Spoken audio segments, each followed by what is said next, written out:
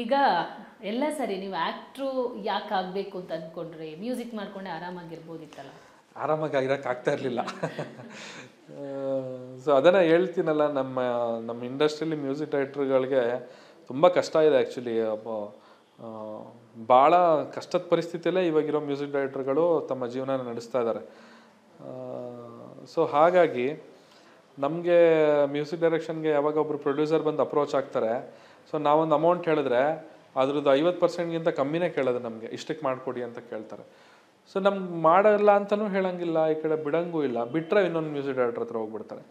So ಆ ಒಂದು ಪರಿಸ್ಥಿತಿಯಲ್ಲಿ ನನಗನ್ಸಿದ್ದು, ನಾನಿನ್ನೂ ಇಲ್ಲೇ ಇದ್ದರೆ ಹಿಂಗೇ ಇರ್ತೀನಿ, ನೋಡೋಣ ಒಂದು ಆಪರ್ಚುನಿಟಿ, ಎಲ್ಲರೂ ಸಪೋರ್ಟ್ ಇದೆ, ಫ್ಯಾನ್ಸ್ ಆ್ಯಂಡ್ ಫಾಲೋವರ್ಸ್ ಎಲ್ಲ ಎಲ್ಲೋ ಒಂದು ಕಡೆ ಕೈ ಹಿಡಿತಾರೆ, ಒಂದು ನಂಬಿಕೆ ಇದೆ.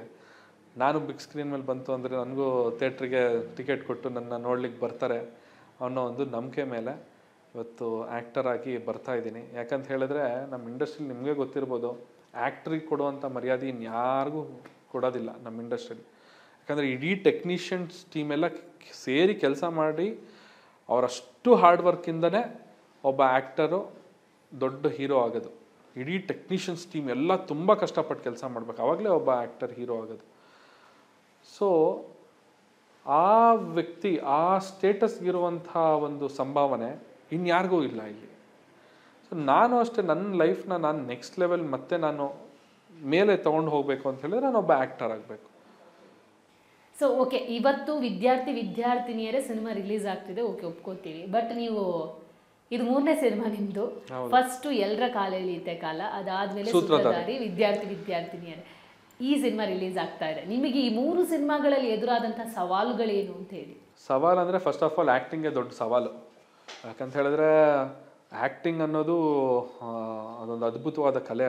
ಅದು ಒಬ್ಬ ಮನುಷ್ಯನ ಜೀವನನೇ ಬದಲಾಯಿಸ್ಬಿಡ್ಬೋದು. ಒಬ್ಬ ವ್ಯಕ್ತಿ ಮಾಡೋ ಒಂದು ಆ್ಯಕ್ಟಿಂಗ್ ಸ್ಕ್ರೀನ್ ಮೇಲೆ ನೋಡಿದಾಗ ಅಲ್ಲಿ ಬೀರುವಂಥ ಪ್ರಭಾವ ಇದೆಯಲ್ಲ, ಸೊ ಆ ವ್ಯಕ್ತಿಯ ಮನಸ್ಥಿತಿ ಮೇಲೆ ಸಖತ್ ಪ್ರಭಾವ ಬಿದ್ದು ಅವನ ಲೈಫ್ ಸ್ಟೈಲ್ನೇ ಚೇಂಜ್ ಮಾಡ್ಕೊಂಬಿಡ್ಬೋದು. ಅಷ್ಟು ಪವರ್ಫುಲ್ ಇದೆ ಅದೊಂದು ಮೀಡಿಯಮ್, ಅದು ಆ್ಯಕ್ಟಿಂಗ್ ಅನ್ನೋದು. ಸೊ ಈ ಒಂದು ಆ್ಯಕ್ಟಿಂಗ್ನ ನಾನು ಚೂಸ್ ಮಾಡ್ಕೊಂಡಿದ್ದು ನನಗೆ ಫಸ್ಟ್ ದೊಡ್ಡ ಸವಾಲಾಯಿತು. ಯಾಕಂದರೆ ನಾನು ಫಸ್ಟು ಒಪ್ಕೊಂಡಿದ್ದ ಕಥೆನೇ ಇದು ಎಲ್ಲರ ಕಾಲೆಳೆಯುತ್ತೆ ಕಾಲದಲ್ಲಿ 1980ನೇ ಇಸ್ವಿಲಿ ಒಬ್ಬ ಗೌರ್ಮೆಂಟ್ ಎಂಪ್ಲಾಯಿ ಯಾವ ಥರ ಇರ್ತಾನೆ ಆ ಥರ ನಾನು ಇರಬೇಕು. ಸೊ ನಾನು as a Chandan Shetty rap song, party song ಇವೆಲ್ಲ ಮಾಡ್ತಿದ್ದವನು.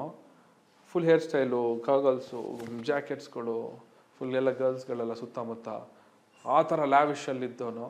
1980s ಒಬ್ಬ ಗೌರ್ಮೆಂಟ್ ಎಂಪ್ಲಾಯ್ ಯಾವ ಥರ ಇರ್ತಾನೆ ಅಂದ್ಬಿಟ್ಟು ಆ ಥರ ನಾನು ಬದಲಾಯಿಸ್ಕೋಬೇಕು ಅಂದ್ರೆ ಅದೇ ದೊಡ್ಡ ಚಾಲೆಂಜು. ಫಸ್ಟ್ ಆಫ್ ಆಲ್ ಅದು ನಾನು ಹೆಂಗೆ ಮಾಡಬೇಕು, ಅದು ಮಾಡಿದ್ರೆ ಮಾತ್ರ ನೀನು ಆ್ಯಕ್ಟರ್ ಅಂತ ಅನ್ಸ್ಕೊತೀಯ. ಇಲ್ಲ ನೀನು ಬರೀ ನಾನು ಚಂದನ್ ಶೆಟ್ಟಿ ಥರ ಹಿಂಗೆ ಫುಲ್ ಜಾಕೆಟ್ ಹಾಕ್ಕೊಂಡೆ ಇಡೀ ಸಿನಿಮಾನೇ ಮಾಡ್ತೀನಿ ಅಂತಂದರೆ ನೀನು ಯಾವ ಆ್ಯಕ್ಟ್ರು?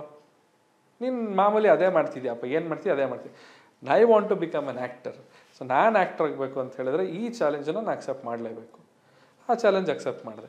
ಹಂಗೆ ಸೂತ್ರಧಾರಿ ಬಂತು, ಅದು ಪೊಲೀಸ್ ಕ್ಯಾರೆಕ್ಟರ್, ಸರಿ, ಅದು ಚಾಲೆಂಜ್ ಅಕ್ಸೆಪ್ಟೆಡ್. ಆಮೇಲೆ ಇದು ವಿದ್ಯಾರ್ಥಿನಿಯರೇ, ಇದರಲ್ಲಿ ಅಟೆಂಡರು, ಆಮೇಲೆ ಸಾಫ್ಟ್ವೇರ್ ಡೆವಲಪರು, ಆಮೇಲೆ ಕ್ಲೈಮ್ಯಾಕ್ಸಲ್ಲಿ ಇನ್ನೊಂದು ಶೇಡು. ಸೊ ಇದರಲ್ಲಿ 3 ಕ್ಯಾರೆಕ್ಟರ್. ಸೊ ನನಗೇನಂತ ಹೇಳಿದ್ರೆ ಮೇನಾಗಿ ಆ್ಯಕ್ಟ್ರ್ ಅಂತ ಅನ್ಸ್ಕೊಳ್ಳೋಕ್ಕೆ ನಾನು ಏನೇನು ಮಾಡಬೇಕು ಎಲ್ಲದೂ ಈ 3 ಸಿನಿಮಾದಲ್ಲಿ ಮಾಡಿಬಿಟ್ಟಿದ್ದೀನಿ.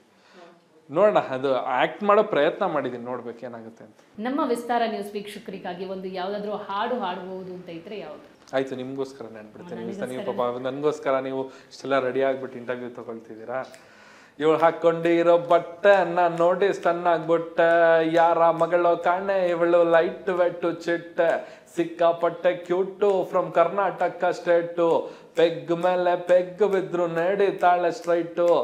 Okay, thank you Chandan Shetty ಅವರೇ. Thank you. ನಾನು ತುಂಬಾ ವರ್ಷಗಳಿಂದ ಕೇಳ್ತಾ ಇದ್ದೆ ಯಾವಾಗ ಇಂಟರ್ವ್ಯೂ ಕೊಡ್ತಿದ್ದೀರಾ ಅಂತೇಳಿ. ಫೈನಲಿ ಆಯಿತು ಇವತ್ತು. ಸೊ ಹೆಂಗಿತ್ತು ಅನುಭವ? ಜೊತೆಗೆ ಟ್ರೈಲರ್ ನೋಡಿದವರು ತುಂಬ ಜನ ಹೊಗಳಿದ್ರು, ಚಂದನ್ ಶೆಟ್ಟಿ ತುಂಬ ಚೆನ್ನಾಗಿ ಕಾಣಿಸ್ತಾ ಇದ್ದಾರೆ ಸಿನಿಮಾದಲ್ಲಿ ಅಂತ ಹೇಳಿ. ಈ ಒಂದು ಸಿನಿಮಾ ಏನೋ ಬೇರೆ ಥರ ಇದೆ ಅನ್ನೋದನ್ನು ಕೂಡ ಮಾತಾಡ್ಕೋತಾ ಇದ್ರು.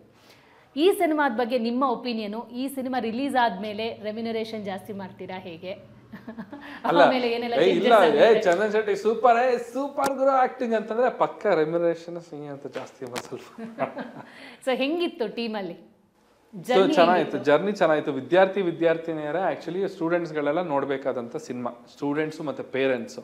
ಯಾಕಂದರೆ ಈಗಿರೋ ಜನ್ರೇಷನ್ ಹೆಂಗಿದೆ ಅಂತ ಹೇಳಿದ್ರೆ ಮಕ್ಕಳು ತುಂಬ ಫಾರ್ವರ್ಡ್ ಆಗಿಬಿಟ್ಟಿದ್ದಾರೆ. ಅವರು ನಮ್ಮ ಥರ ಇಲ್ಲ. ನಾವೆಲ್ಲ ಸ್ಕೂಲಲ್ಲಿ ಓದಬೇಕಾದ್ರೆ ನಾವು ಸಿಕ್ಕಾವಡೆ ಪಾಪದವ್ರ ಥರ ಇದ್ವಿ ನಾವು. ಅಂದರೆ ನಮ್ಗೆ ಆ ಟೈಮಲ್ಲೇ ನಮ್ಗೆ ಹೇಳೋರು ಭಾಳ ಆಡ್ತೀರಾ ನೀವು ಅಂತ. ಬಟ್ ಈಗಿನವ್ರನ್ನ ನೋಡಿದ್ರೆ ನಾವೆಲ್ಲ ಏನೂ ಅಲ್ವೇ ಅಲ್ಲ ಲೆಕ್ಕಾಚಾರ ತಗೊಂಡ್ರೆ. ಸೊ ಹಾಗಾಗಿ ಈಗಿರೋ ಜನ್ರೇಷನ್ ಮಕ್ಕಳು ಈ ಫೋನ್ಸ್ಗಳಿಗೆ ಅಡಿಕ್ಟ್ ಆಗಿ, ಈ ಸೋಷಿಯಲ್ ಮೀಡಿಯಾ, ಸೊ ಇದಕ್ಕೆಲ್ಲ ಅಡಿಕ್ಟ್ ಆಗಿ, ಮತ್ತು ಈ ಪೇರೆಂಟ್ಸ್ಗಳಿಗೆ ಪ್ರೀತಿನ ಸಿಗ್ದಲೆ, ಪೇರೆಂಟ್ಸ್ ಪ್ರೀತಿ ಸಿಗ್ದಲೆ ಬೆಳೆದಿರುವಂಥ ಮಕ್ಕಳು. ಸೊ ಯಾವ ರೀತಿ ಆಗಿರ್ತಾರೆ, ಅವ್ರು ಸ್ವಲ್ಪ ಅಗ್ರೆಸಿವ್ ಇರ್ತಾರೆ, ಒಂದು ಸ್ವಲ್ಪ ರೂಢ್ ಇರ್ತಾರೆ. ಸೊ ಈ ಥರ ಸ್ಟೂಡೆಂಟ್ಸ್ಗಳನ್ನ ನಾನು ಬಂದು ಯಾವ ರೀತಿ ಅವ್ರನ್ನ ಬದಲು ಮಾಡ್ತೀನಿ, ಯಾವ ರೀತಿ ಚೇಂಜ್ ಮಾಡ್ತೀನಿ ಅನ್ನೋದನ್ನ ಥಿಯೇಟ್ರಲ್ಲಿ ಬಂದು ಥಿಯೇಟ್ರಲ್ಲಿ ಬಂದು ನೋಡ್ಬೇಕು.